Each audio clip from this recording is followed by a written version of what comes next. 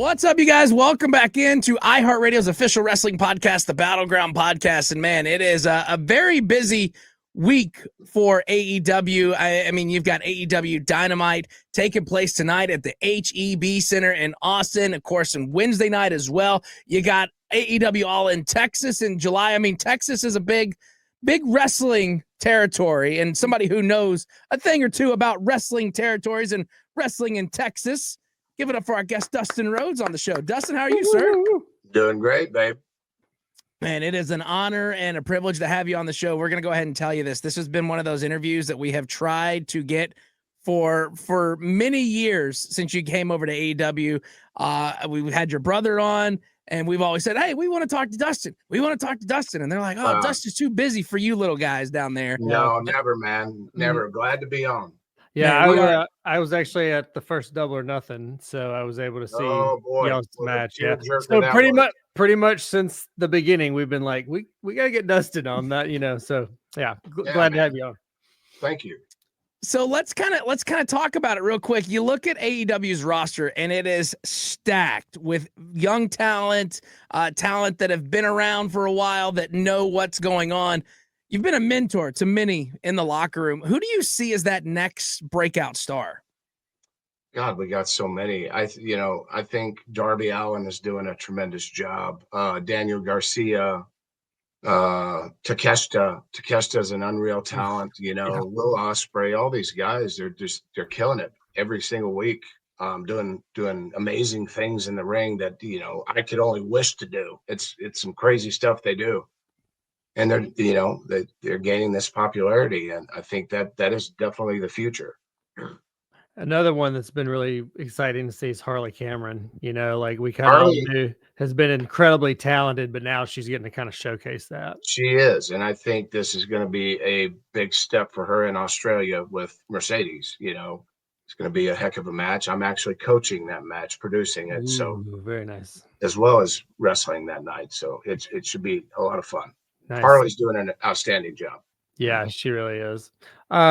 Speaking of, upcoming events and what's in the news and stuff, you're currently kind of in a program with MJF at the moment.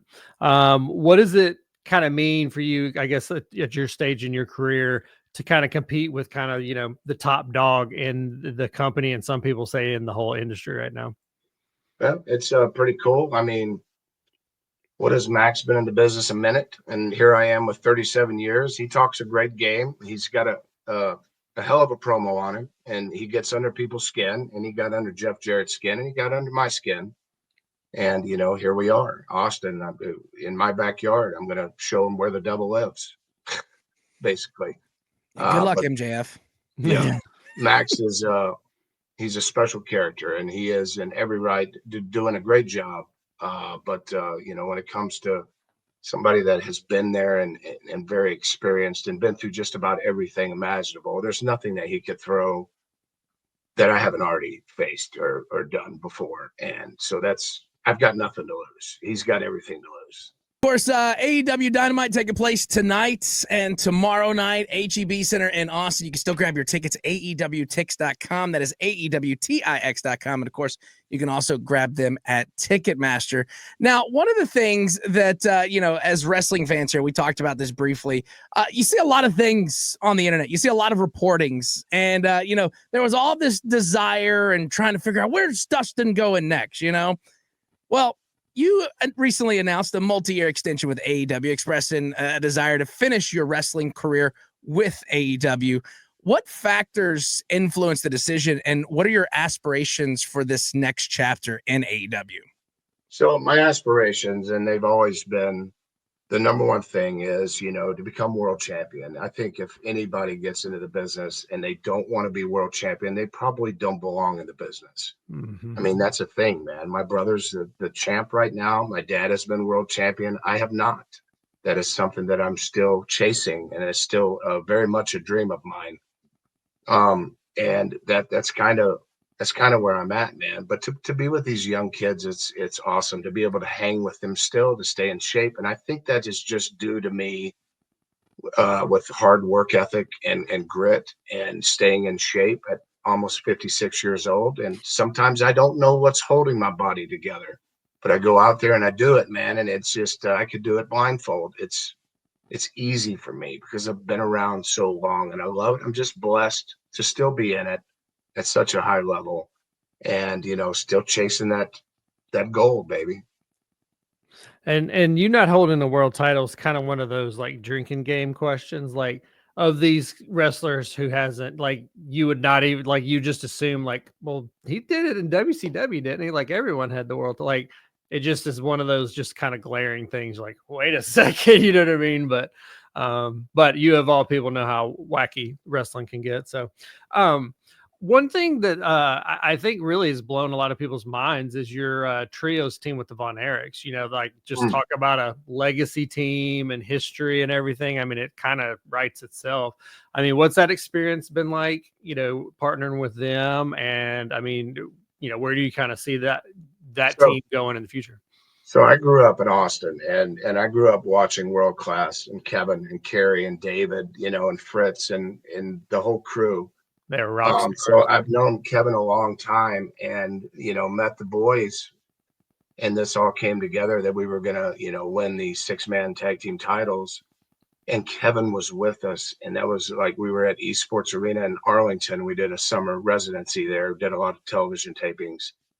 And just to be in that with them, with their dad there was really special. And I could see it because I had been there. I'd been in the ring with my dad. I tagged with him. I got that honor to do that so many times. And to see them performing in front of their father is pretty huge. And I didn't take that lightly. And I wanted Kevin there, especially. And, these boys are living it up. They're young.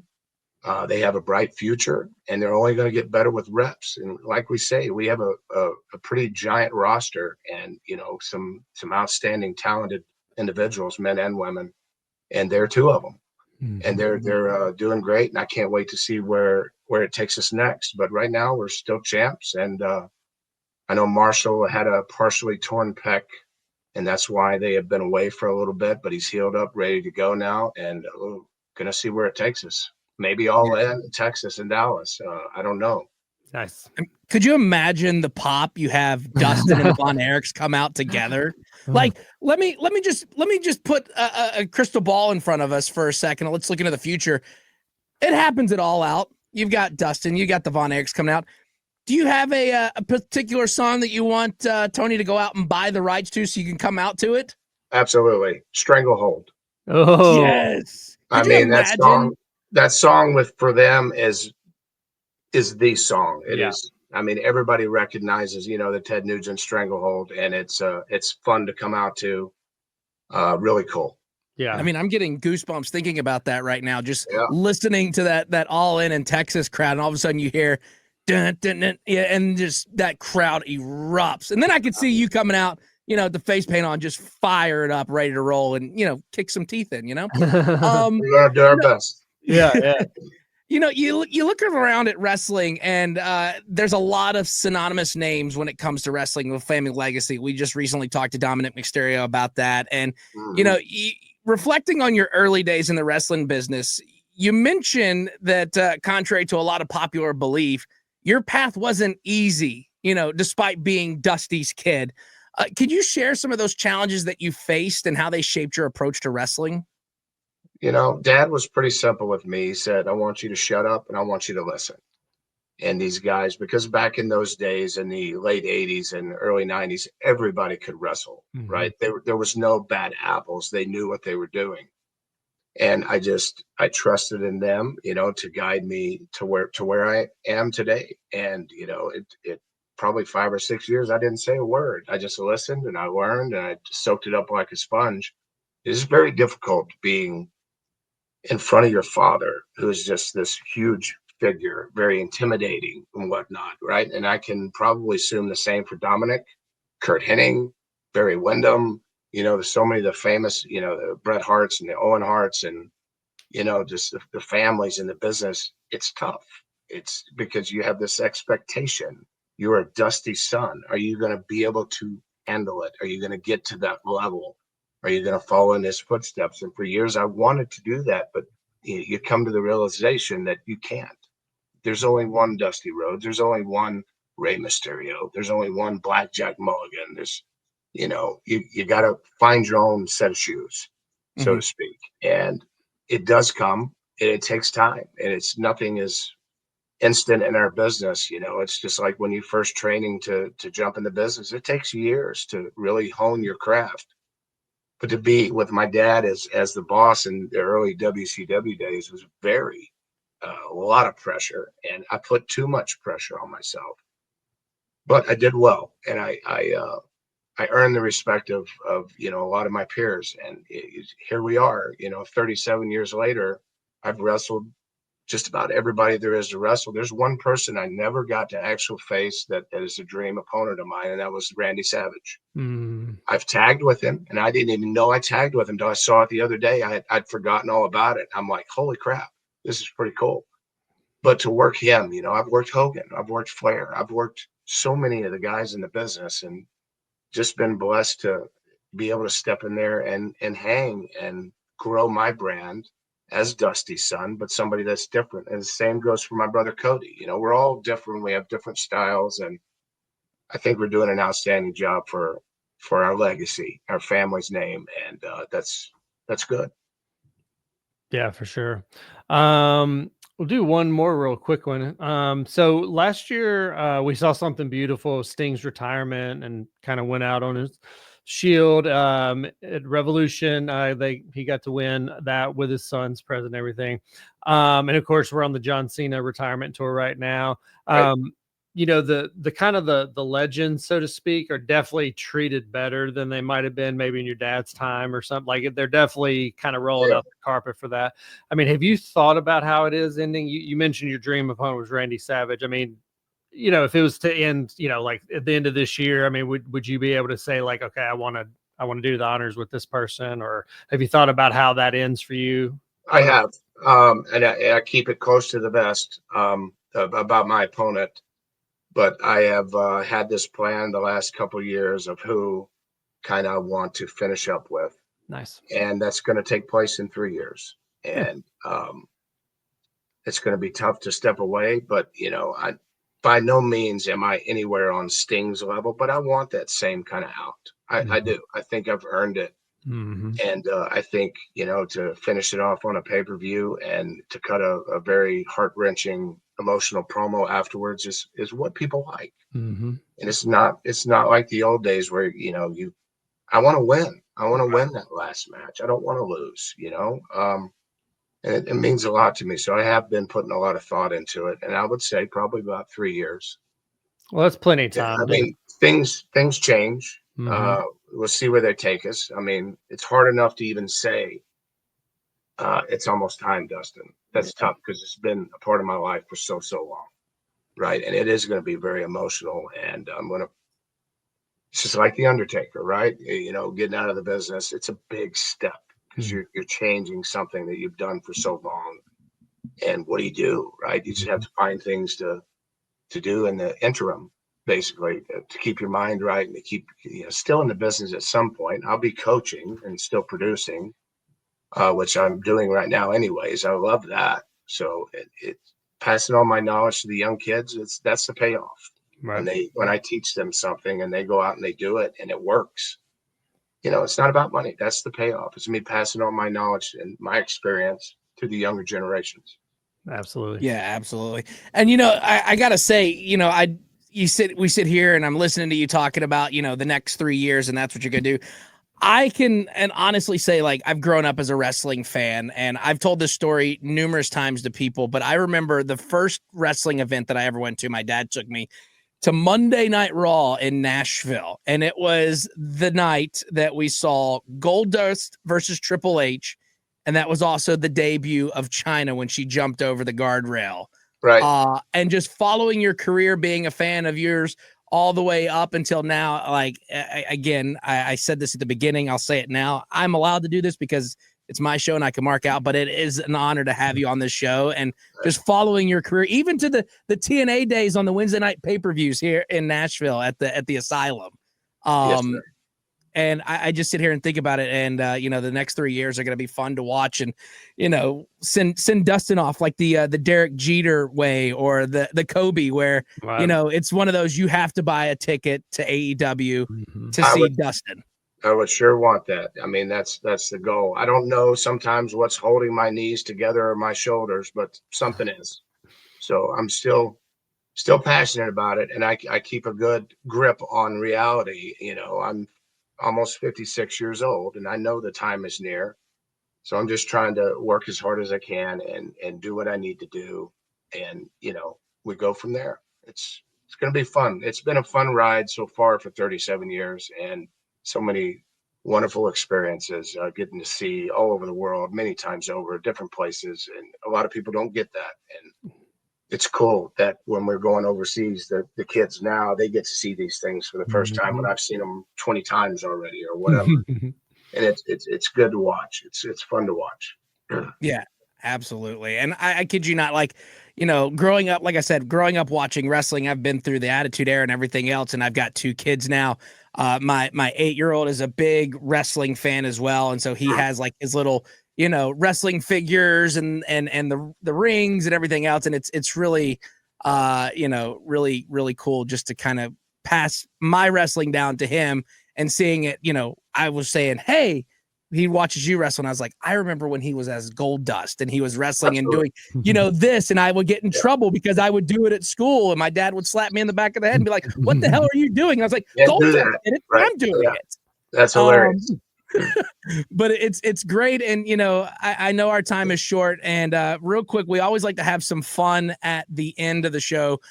We like to turn to Chat GPT. Sometimes it's scary. And we ask them to ask our guest a question. Sometimes it's random, sometimes it's off the wall. Yep. But ChatGPT wanted to know that, you've portrayed some of the most unforgettable characters in wrestling history. Goldust, The Natural, even Seven for a brief moment, but we won't talk about that. If you had to create one last over-the-top persona for yourself, what would it be and how wild would you go with it? Oh, man, that is a terrific question. That's the computer for you. That's not us. I'm kind of jealous of the computer now. God, I mean, I've done so much. I don't know as far as over the top characters, what would work right now, how far you want to take it, but I'm always wanting to step over the line and create something. I think it's very important for the kids today when I tell them, if you're in your little bubble, you're not going to go any farther than this. It's going to be mediocre. You have to, and you're scared to step outside of that circle and to create some magic, because that's where the magic happens. Like the Goldust character or the Seven character. I created the Seven character, and the TBS, they kind of pulled the plug on it because it was a little too much for the viewers, right? Per se, because there was a kid involved, and I'm the creepy monster character in the kid's window. So the standards and practices came down on it kind of hard, and I think it had legs, and that's something that was out of my mind and was cool. And I got it from Dark City, the movie Dark City, with those guys floating around and things like that. So I don't know as far as today. I kind of just I've come full circle, and I want to be the Natural. And I think on my last match, I want my old theme from the WCW days. And I'm trying to purchase the rights right now for it, because it's very memorable music and people remember it for so many years, a true wrestling fan. But as far as characters, man, I really don't know, because I'm kind of doing what I want to do right now, Mm-hmm. And it's probably the best answer anyway. So, and it's definitely fun to watch. Well, Dustin, again, it's an honor and a privilege to have you on our show. And I know you said you got about 3 more years left, and we hope to see in that 3 years that obviously we want to see you with that AEW World Heavyweight Champion, but we also want to see the Rhodes name back in the NWA history books, and hopefully you get that NWA title too. Well, I mean, that's something that I've thought about also. At the same time, it's the NWA of today is not the same as it used to be, and I think it's lost a lot of its prestige. No, nothing wrong with NWA, what they're doing and everything. They're trying to get their platform going, and it's just changed a lot and it's different. I think the spark has gone from the 10 pounds of gold, but that is also something that my brothers had and my dad, and it would be a cool little trios to all three of us to have that. It would be historic, and no other family has done that, which would be really cool. So yeah, you never say never, man. Absolutely, for sure. Well, Dustin, again, it's an honor and a privilege, and thank you for taking the time out and hanging out with us today. And we look forward to seeing you very soon again. I appreciate y'all very much. Thank you, sir.